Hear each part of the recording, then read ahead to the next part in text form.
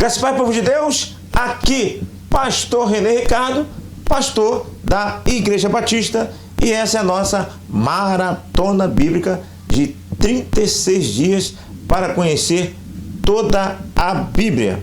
Hoje, 16º dia, caminhada no deserto. No outro vídeo, você pode estudar comigo o pessoal ali na escravidão no Egito, Deus mandando as 10 pragas, e a última praga foi a morte dos primogênitos.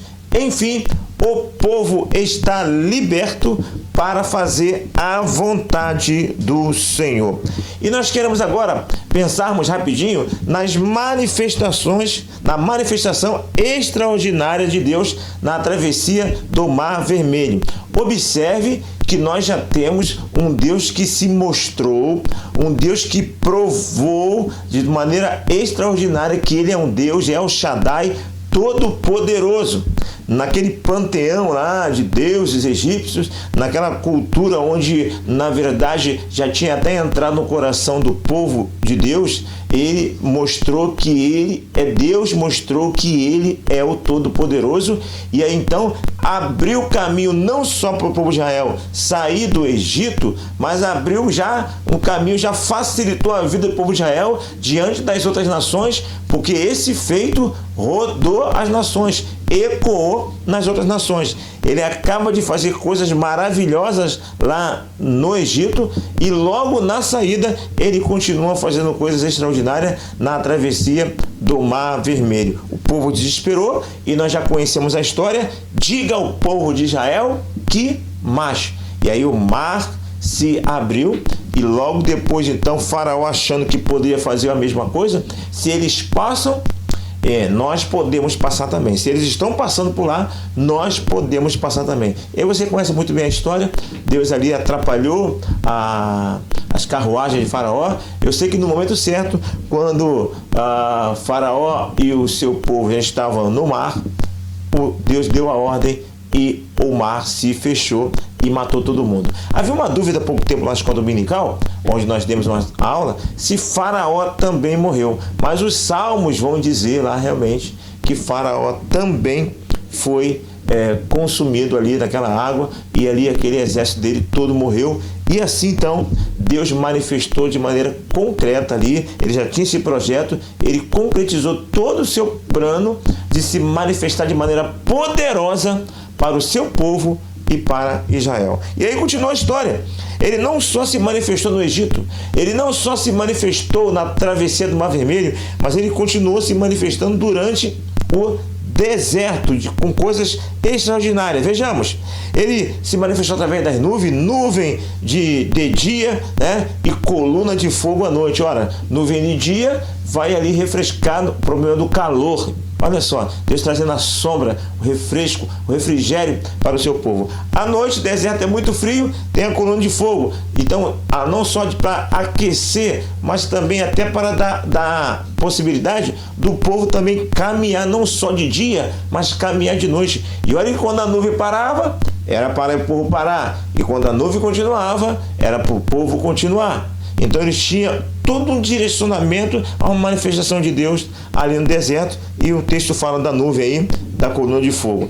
E também a água da Marga, de Mara, né? O pessoal encontrou lá as águas amargas, e aí então ele vai e faz algo maravilhoso e transforma aquela água em água potável.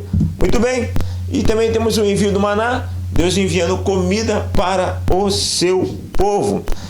O texto vai dizer também de Deuteronômio capítulo 29:5 que as sandálias e roupas deles não envelheceram. Então há muitos milagres durante o deserto. Quando chegou lá na terra prometida, eles já chegaram realmente entendendo que o Deus que eles serviam verdadeiramente era o Deus de Israel. É eles que eu falo, nós sabemos, a outra geração, porque como nós vamos ver agora, aquela geração que saiu lá do Egito, todas pereceram no deserto. Apesar das grandiosas manifestações de Deus, o povo ainda não acreditou, não nutriu fé, não teve fé suficiente. Bom, o texto de Números, né, capítulo 13 e capítulo 14, vai registrar que Deus, na sua soberania, ele entendeu que fosse assim. De alguma maneira até um pouco estranho Deus usar essa ferramenta, mandar fazer isso. Deus é Deus, ele sabe por que está fazendo aquilo.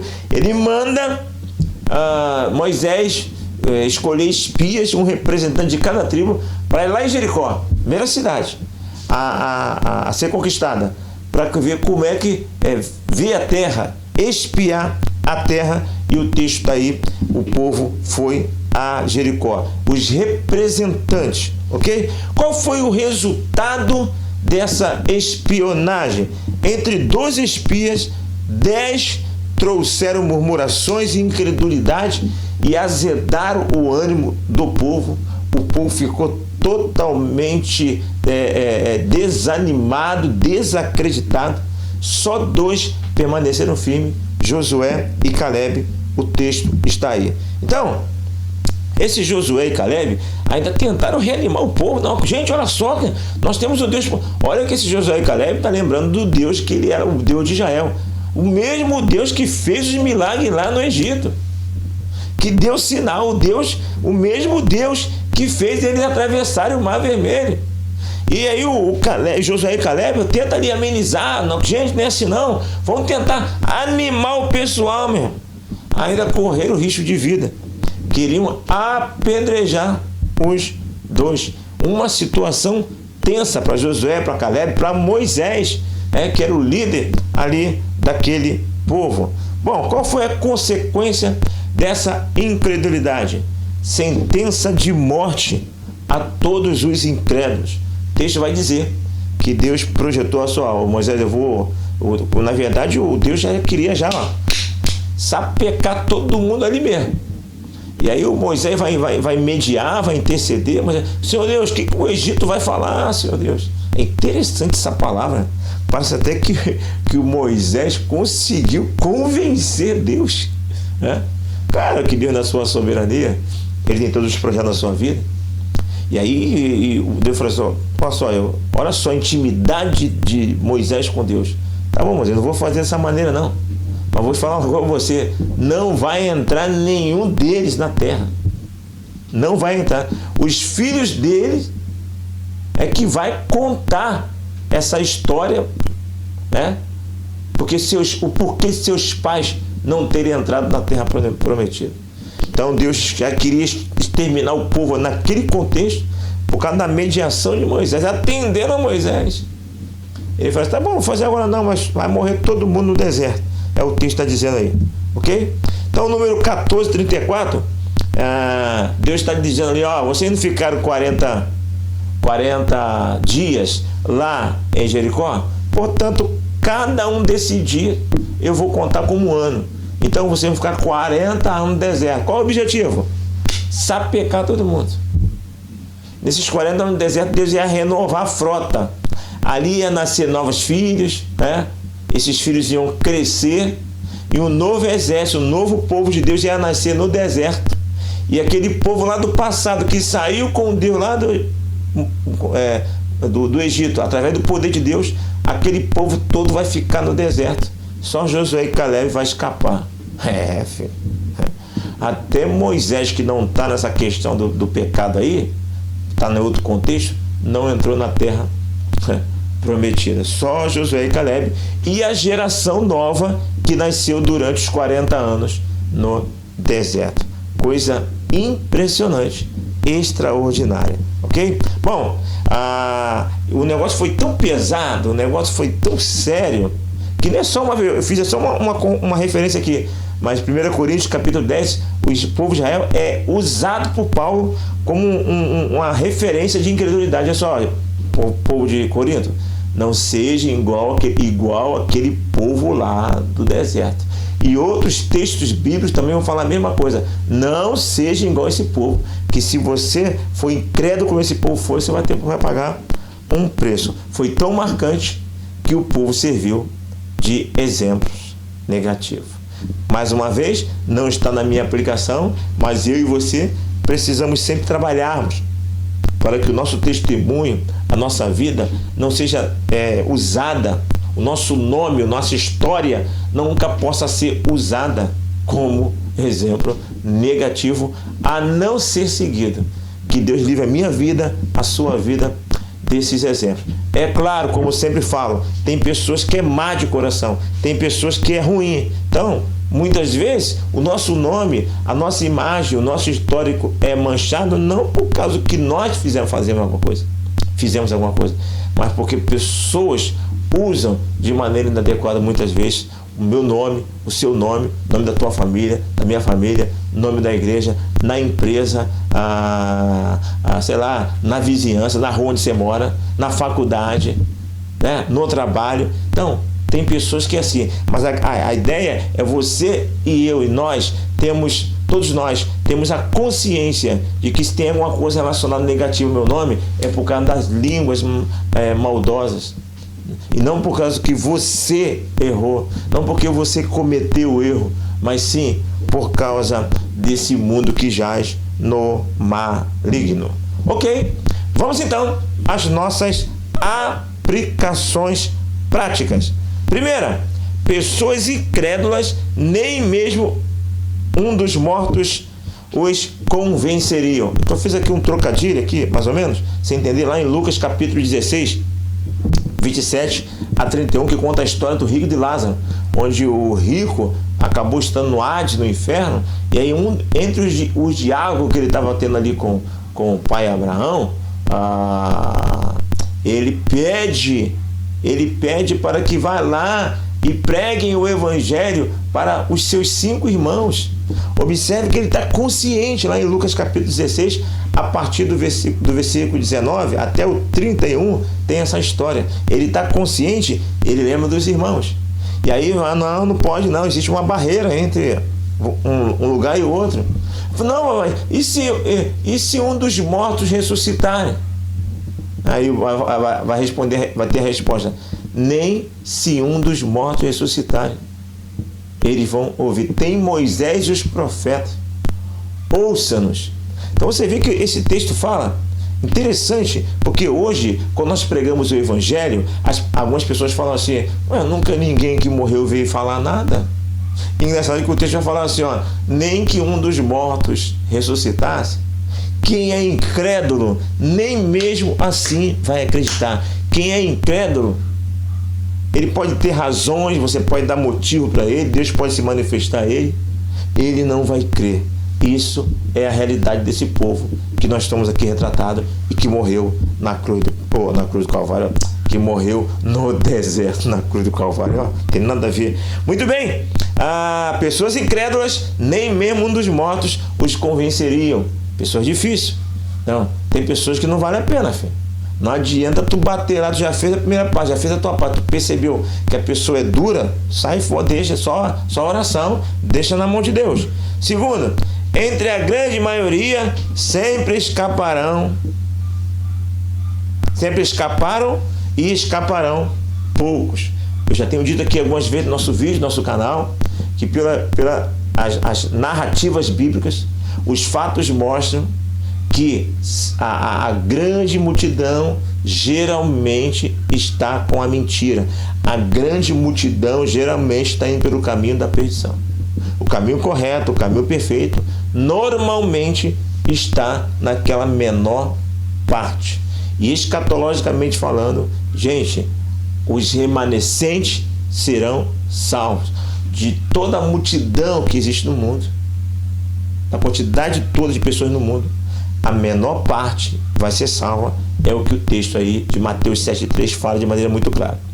Quem vai entrar pela porta estreita, caminho mais estreito, são poucos. Da multidão, poucos serão salvos. Então, cuidado, negócio de número. O número nos impressiona muito. Impressiona a mim, impressiona você. Cuidado. A verdade não está em números. O sucesso não está em números. Ontem mesmo preguei na igreja, e nós pregamos sobre a igreja de Laodiceia, igreja rica, cheia da grana, bem estabilizada, uma igreja que está num contexto onde ela tem dinheiro, ela tem muita produção de lã, de roupa, ela tem desenvolvimento medicinal na área da medicina, na área de oftalmologia. E aí, o texto vai falar que ela é cega, que ela é nua, ela produz lã, mas ela é nua. Ela é rica, mas ela é pobre, na verdade, espiritualmente. Então, cuidado com as aparências humanas. A sua definição de verdade, a sua definição de espiritualidade, a sua definição de uma igreja de sucesso, ela é pela palavra, não é por número, seja pouco ou muito. Porque tem pouco, tem algumas pessoas que acham que quando tem pouquinho é que é espiritual. Outros falam que quando tem muito é que é espiritual. Não é uma coisa nem outra. O que define a espiritualidade, o sucesso é a palavra, não é a estatística, ok? Terceiro, não há ser humano que suporte todo o tempo, todo um povo reclamando. Liderança precisa de apoio e estímulo, meu irmão. Se há um grupo se opondo de uma maneira, é preciso ter outro grupo apoiando. Quando Moisés viu aquele negócio, ele descaiu, ele já batido, sabe? Estava batido. Quando viu a multidão ali, aí que Caleb e Josué tenta contornar e tenta ajudar o Moisés. Meu irmão, isso é aplicável não só na igreja, como também é aplicado na nossa sociedade. O que eu tenho visto os movimentos aí progressistas, porque tenho visto aí de pessoas que quando tem uma questão teológica, social, a oposição levanta, mas de maneira ali ferrenha, muitas vezes covarde, e o povo de Deus não faz nada, fica quietinho. Isso tem acontecido muito. Nós temos nos manifestado muito pouco nas redes sociais. Nós temos entrado muito pouco nos debates, nas realidades de combate da nossa fé nas redes sociais. Nós, como povo de Deus, temos que nos unir mais e temos que ter o contraponto. Pessoal lá da oposição, pessoal do mundo está falando muito, está se posicionando, está ensinando, está militando, e nós estamos quietinhos. Tem que ter esse contraponto. Há muitas pessoas lutando aí na mídia, os poucos que nós temos lutando na mídia estão cansados, e muitos nem querem entrar na batalha porque não se veem representados, se veem sozinhos. Nós precisamos nos unir mais. Para quem quiser lutar por nós, lutar pelo Evangelho, lutar por nossa causa, ele vai sentir apoio. Muitas pessoas não brigam por falta de apoio. É importante você ser militante nas redes sociais com aquele grupo de pessoas que defende a fé que você defende. Porque lá na oposição, lá no mundo, eles se unem nos projetos dele. Precisamos estar unidos também, para dar o contraponto, para dar a nossa palavra. Tudo democraticamente. Eu estou falando aqui de conceito, tá? Eu estou falando aqui de expor uma palavra que seja contrária. Não estou falando de violência. Não estou falando de se unir para fazer guerra, não. Estou falando de entrar no debate ideológico, entrar num debate de conceitos, dar participação, mostrar o outro lado da moeda, ok? Precisamos fazer essas coisas. 4. Apoio, palavra de ânimo no momento adequado, o desafio de líderes e liderados. Tá? Foi o que eu falei agora. O Caleb e Josué olharam aquela situação e tentaram apoiar Moisés, sabe? Dando palavra de ânimo. E aí, por consequência, amigo, o povo queria apedrejar. Não sei se eu já falei, vou falar aqui ainda. Eles fizeram a parte dele. Isso é interessante, você entender um clima, você tentar ajudar, a animar, tá? Participar de maneira adequada, para que realmente o seu líder, ou o seu liderado, ele se entenda estimulado a continuar, porque as oposições são muito fortes. Muito bem, corações duros rejeitam palavra de ânimo. Já estamos encerrando, e essa aqui é uma retratação da reação do povo em relação a Josué e Caleb, como foi dito, depois que ele tenta dar uma palavra de nós temos o Deus. Eles perderam lá, ele não tem o Deus que nós temos. Nós temos o Deus verdadeiro. Vamos lá, Deus já deu a cidade para nós. Não fique com medo. O homem está animando, o homem não está acusando ninguém, está trazendo uma palavra de ânimo. E o povo reage com a tentativa de apedrejá-los. Que coisa, hein? Que coisa impressionante. Bom, vamos então para a nossa última aplicação. E essa aplicação é muito interessante.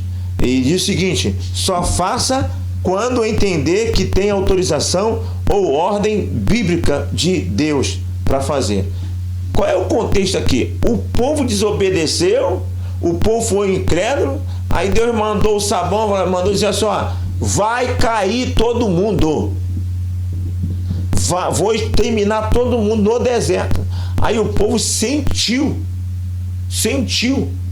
a palavra, e aí de repente se animaram. Então vamos se animar. Aí vamos começar a armar a tropa, um grupo, vamos guerrear. Aí você fala: ó, vai não, filho, vai não, que o senhor não está com você não, cara. Não vai, que é furada. Mas mesmo assim, eles se animam para ir guerrear agora no contexto já dos amalequitas. O que vai acontecer? O texto vai dizer? Eles vão tentar ir nesse negócio de tentar fazer guerra sem a direção do Senhor, serão vencidos pelos inimigos. Ou seja, na hora que tinha que ir, não foram. Na hora que tinham que ir, não foram. E quando não tinha que ir, foram. Que coisa impressionante isso, não é isso? Então, só faça quando entender que tem autorização ou ordem bíblica de Deus. Então é isso, meus irmãos. Nós vamos ficando por aqui. E aí eu aguardo você no próximo vídeo. Nós estamos nessa caminhada aí. E daqui a pouco, se assim Deus permitir, já terminaremos toda a nossa sequência. Não se esqueça de se inscrever em nosso canal, de dar o seu like e apertar no sininho de notificação. Eu aguardo você então em nosso próximo vídeo e que eu espero que você também venha a divulgar o nosso trabalho. Aqui, Pastor René Ricardo, pense nessas coisas e que Deus nos abençoe.